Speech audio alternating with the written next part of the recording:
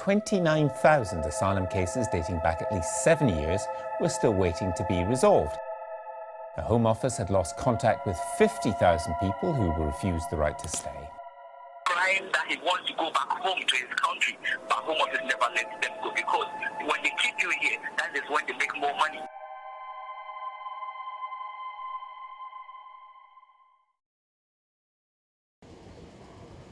Like many other migrants, I have made the journey to the UK.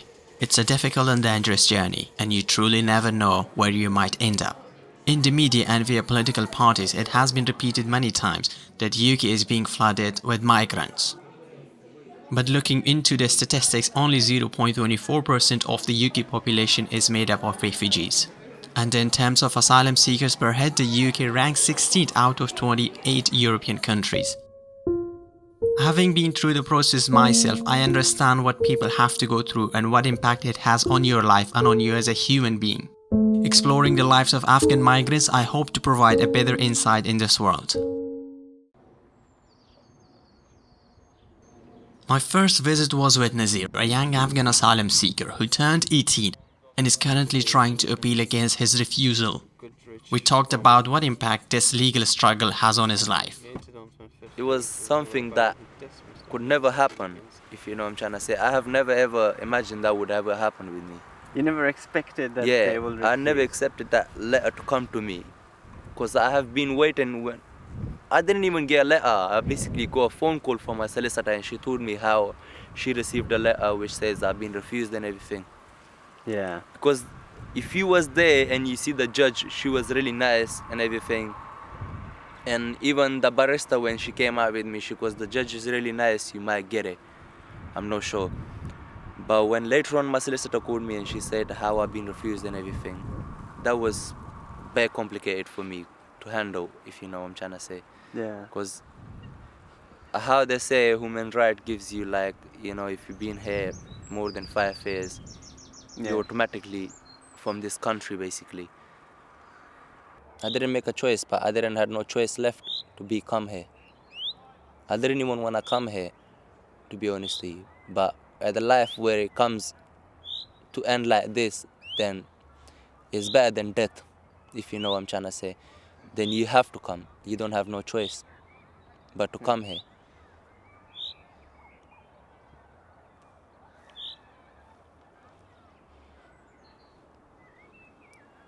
It's just the identity that gives you freedom, and is a paper as well more likely to have freedom for you, because you can go to different countries, you can go like from one place to another place and travel and look around the world, what's going on around you.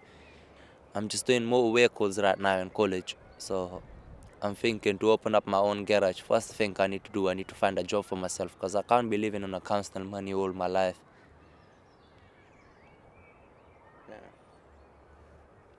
And it don't just work like this, if you know what I mean. Like, all my life I've been just sitting down doing nothing. They even offered me apprenticeship, but I can't go into it because I don't have no insurance number, no documents at all. I think I will be a hard worker. I will pay more taxes, if you know what I'm trying to say. Like, once I run up my own business, it will be like me, I'm paying government back what they give me. And I really appreciate to do something like that, because I have enough for me. I'm fed up with it. You know, it's just really difficult. Like, imagine your life with £7 a day you have in your pocket and you carrying around with it. It's just really difficult. You can't live with it. It's not just only for me. Like, all of my friends, they even think the same way. Words can't really describe, can't really explain what Nazir is to me, because Nazir, he's done a lot of things for me. He's always been there for me, especially in my rough times, good and bad times, he's always been there. So just knowing that there's a chance that he might get deported or something like that, it actually kills, because I'm used to his company now. I mean, like, we've been together over 3 years now.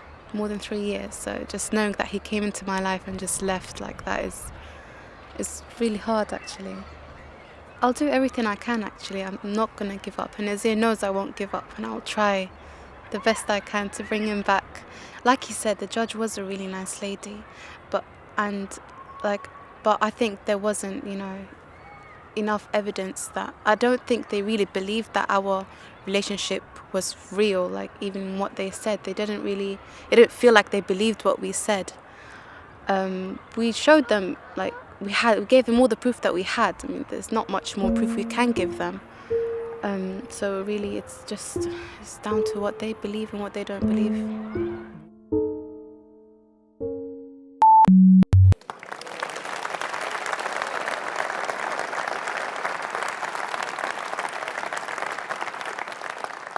And third, the immigration bill will sort out the abuse of Article 8, the right to a family life once and for all.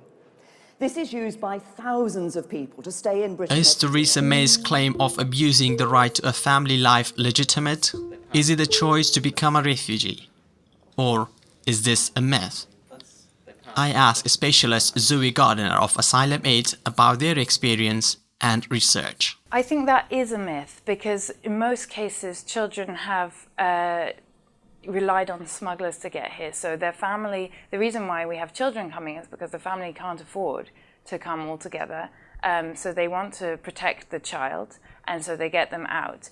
And how they do that is they pay the smugglers and the smugglers decide on the routes. And the smugglers know perfectly well that in Italy or in Greece there's a reputation for asylum seekers to just get beaten up by the police and not have a chance to actually make a claim. So it's the smuggling routes that are developed completely independently of the asylum seeker themselves to bring them here to the UK, and they really don't have much of a say in where they end up. Often in the poorer countries of Europe, there's less capacity to deal with these problems. There are often reports of police brutality. And what we see is that children are told by the smugglers, if you get caught by the authorities in Greece, don't tell them that you're a child. Give them your age is over 18, because if you tell them you're a child, they'll keep you there and you'll have to go through the process there. And you have almost no chance in a country like Greece of actually getting protection. So lie to them, tell them you're an adult, try to get to the UK or a country like that where your rights will be respected as a child. Because the government has targeted the right to family life I think as a political tool to say, oh, well, so many people are abusing it in order to stay. And so they've cut it out of the scope of legal aid funding. Actually, that's not the case, and it's a genuine argument that can be used to protect children who have developed ties to people in this country. But what do migrants do when they can stay in the UK? Exploit the system or contribute to the society? Gulwali is an example of young successful Afghan refugee in Britain, and I wanted to know what life looks like for him. Well, to be honest, usually when I'm out, I just wear a normal dress. When I come home, I wear Afghan dress because I feel comfortable. It just reminds me of Afghanistan, and it's just like, yeah, it's just nice. It's a nice feeling to be wearing an Afghan dress, at least at home. I usually wear it to Friday prayers and of course on Eid days, but normally I wouldn't wear it otherwise. I just wear like normal stuff, like normal trousers and t-shirt, trousers and shirt. Yeah, basically life in London, people think it's easy. Some people, back home, people have this misconception or this assumption that London life is brilliant, but it's not. It's quite hard, away from family. You have to do all the things yourself, like normal things that we used to take for granted, like washing, which is fine. It just makes you more grateful. But Gulwali is making a difference. He tries to voice the voiceless, and this has not gone unnoticed. It's not really about those people, in fact. It's about the desperation of people living in Iraq, in Syria, in North Africa. Why is someone like him doing this? To build a profile, or because it's part of his own life? I think someone has to do it, If I don't do it, there will be someone else. Maybe the message they will put across will not be, originally will not be with experience. Life in Britain might be a success for Gulwali. But was it a choice or a chance to come to Britain? And what does it mean to be a British citizen? I left Afghanistan because I didn't have a choice. Well, I did have a choice. Either to join the Taliban and fight the government and fight the NATO forces, and most likely I would have been killed. Or join the government, join the army and be killed by the other side. That was a choice, but I don't think anyone sensible will take that choice. I would have made a choice there if I was in that position. But anyhow, when I came here, I still had a choice. When I was traveling across Europe, people ask me, why did you have to go through 8 countries to come to Britain?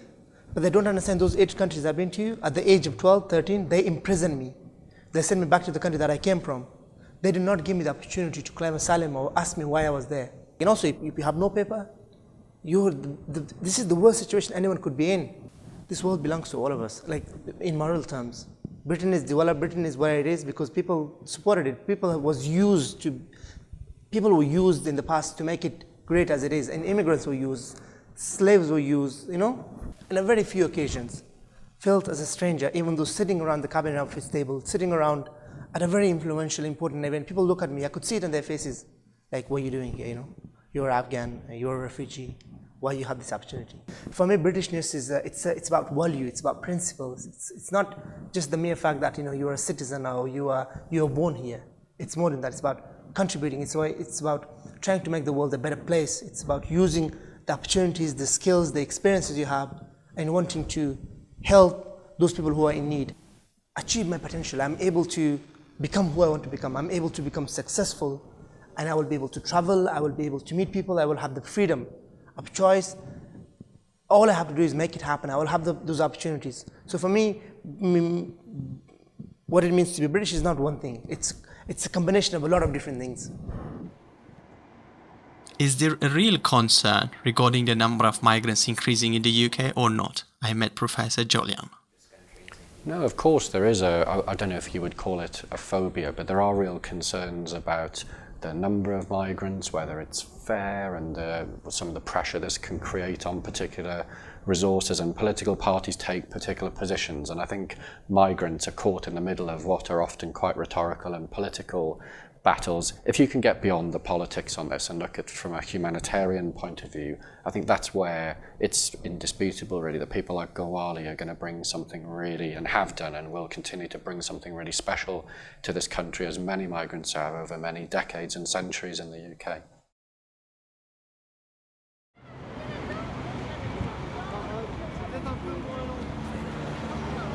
In fact, I know this. This is the rules of this country, basically. Yeah. If you know, if you don't have no documents, then you're gonna get sent back to Afghanistan. Yeah, I know, but I've been there many times. Like Nazir, there are many unaccompanied minors that come from Afghanistan to seek refuge in Britain. But unfortunately, they know very little about their asylum process and legal rights in the UK, and as well facing integration and cultural challenges. What happens if they are forcibly deported? Most of them, they don't have a clue what's going on, to be honest. A lot of them, they don't understand the term asylum. What is an asylum? And they don't know why they have to. When you tell them, tell your story, they tell us a story, what happened with his brother, with his cousin. But that's not what we after. We tell them why you're here. And it takes us a couple of meetings, especially when I had to deal with a minor. I had to book 5 appointments. So the first 4 appointments is just to get to know him and explain everything. And that's why often I ask the Home Office for extension, so that I can get to know to the young person and tell them why is asylum, why is he claiming asylum. It's only at the final meeting that he has a little bit of clue about the asylum. And then he tells me what had happened and why he's here. If you cannot communicate within the community or within the group of people that you live in, so that actually shows lack of integration.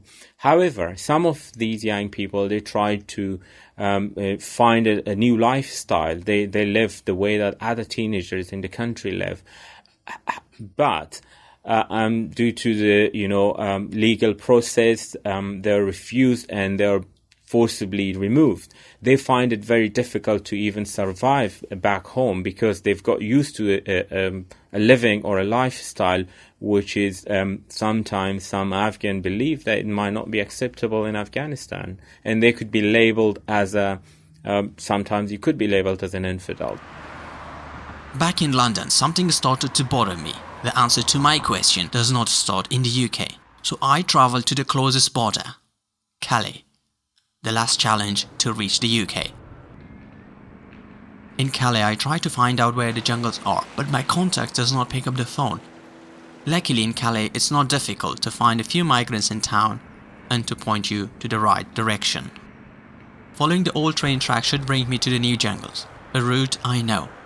It's a route that takes me through a recently evicted jungle as well.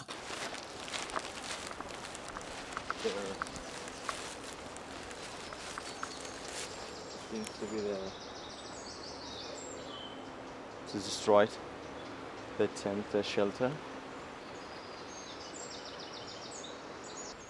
Okay. Hopefully if we just like walk this way, we will come to the previous main jungle, the road, and I hope something's there.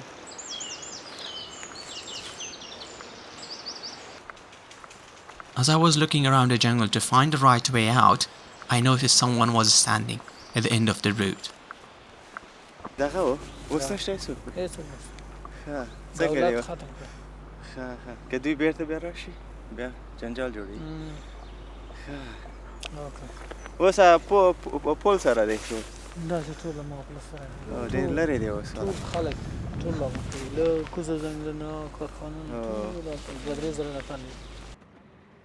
After 30 minutes of walk, I managed to get to the main refugee camp, where it's known as jungle. In the jungle I met Khalil and asked him why he left Afghanistan. در کمپایشان هم کار کردیم. ما در کمپ کار کردیم در غزنی. شخصا خودم ما در اوج رفتیم. از طرف شو طالبا سر معامله میکردن. چقدر اوج زدن میشد. فرصت کاتولیسای سرمرزی گرفت. بردنم در استخباراتش میگفت داعش هستی. مرد میگفتم نه داعش نیستم. در چهار طرفش توی چیزای فشارکی بود که شو من خامی بود. یک دم او فشارکی سرم اعلام میکردن از خاو یار. درست تقریبا من روی بندی بودم. A few minutes drive from the main jungle, there is a state-organized camp. Lava active means fast life. It looks like a ghetto behind a wall with security, guard dogs and riot police. Very difficult from here. Every day I take water like this. Sometime I get some car, they coming with me, but difficult. Every day we need it. Sometime I take this water like this type gallon. They have maybe now 50 kilo 8. Yes, it's okay 8, yeah. 50 kilo, and I take by my shoulder or by hand. Now my all shoulder feel pain now. Every night when I'm sleeping, I eat some tablets. You know, this is a big problem. Nobody come to help me, and I finish from here to go somewhere. This is my first time I come to jungle. I live in here, you know. We live in here like, you know, like animals. Here is no humanity, nothing, just this thing. It's not just me, it's thousands of people in here. They live from 3 months, 2 months. Here is people like children, like 12 years, 7 years, 8 years. They are living here. The family, women, girls. This happened. 24 hours, not in jungle. We go and walk and running out of police. Police is running out, our backside, and they say, why stop, and we run like that, you know. If police catch us, they send us back to deport center, this thing. When you're arrested and detained in Calais, you will be either released after 24 hours or deported to the first European country you entered. And here, in most cases, they are deported back to Italy. But what happens when you're detained in Britain?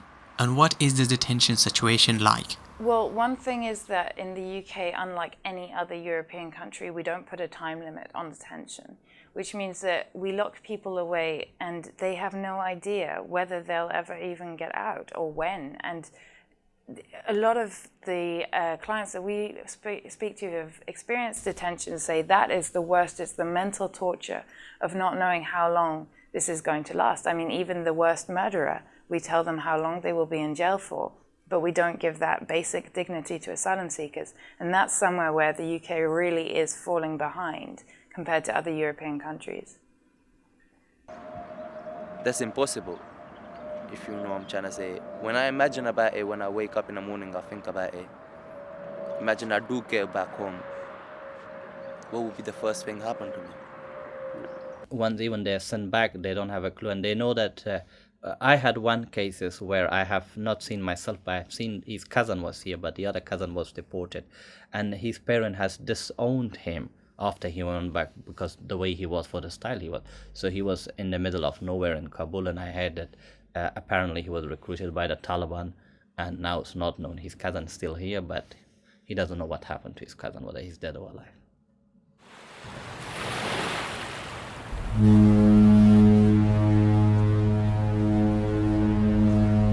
For many migrants in Calais, this is the sound that you're finally crossing into Britain, where people start an uncertain destiny with new challenges. It's the start of a new harsh struggle in a country with increasing unwelcoming policies and restrictions of accessing legal aid. Policymakers believe that migrants make a conscious choice to come to Britain, but according to research done by Refugee Council, less than a third of migrants specifically want to come to Britain. Neither I can judge to have an answer for them. Maybe a little bit of both.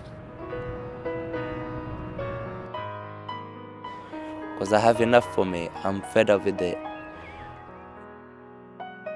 Become who I want to become. I'm able to become successful. All I have to do is make it happen. I will have those opportunities. Don't give me money. I don't need your help. Just be nice with me. That's more than enough. We are not criminals. We need our freedom. We are humans. We are not animals.